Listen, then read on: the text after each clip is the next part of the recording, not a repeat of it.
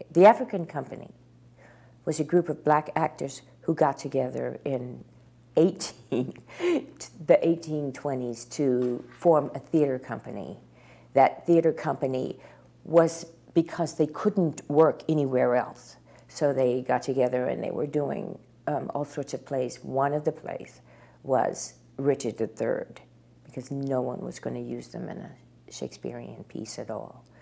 Carlo Brown, the playwright, took a historical incident, which was that a group of black actors wanted to do Richard III. In fact, they were already doing Richard III. They were doing it to black audiences and had cordoned off a small part for white audience to come because everything was segregated at the time. They were doing pretty well. And people, they were actually selling out in, however you want to use selling out in that time. They were doing pretty well.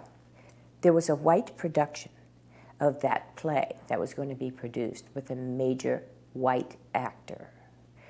And the African Company was asked to not do the play while the white production was being done.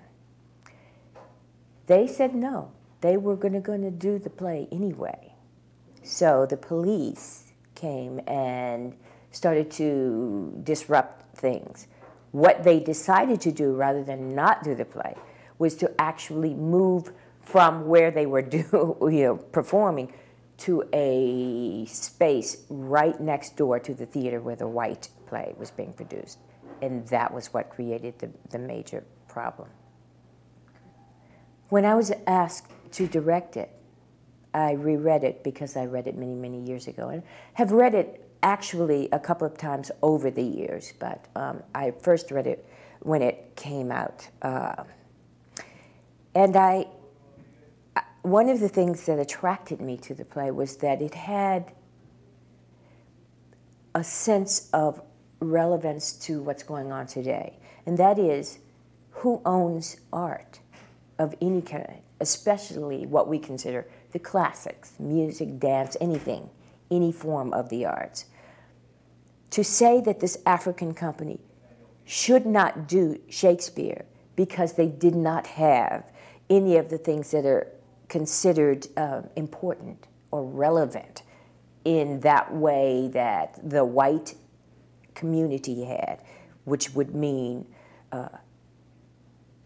access to education, access to wealth, access to a worldly sort of understanding of anything. These were people who were basic maids and butlers and all. So how can you possibly understand anything about Richard III? When in fact these people used the same basis that the other community used, and that is their lives, to enter the world of Richard III and to make that world a part of their own.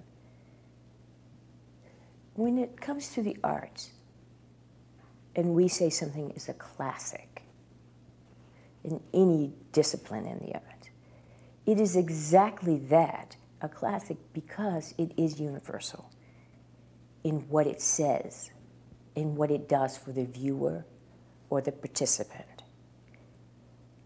It allows that person or that group of people to enter some sort of dialogue with this extraordinary piece of work.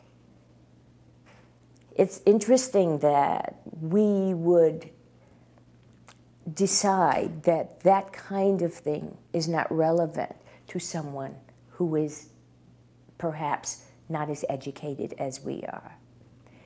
You take this company, this black company at that time in the early 1800s.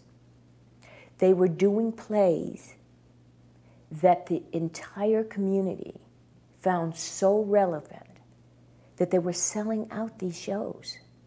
What were they getting in the theater that they were not getting anywhere else?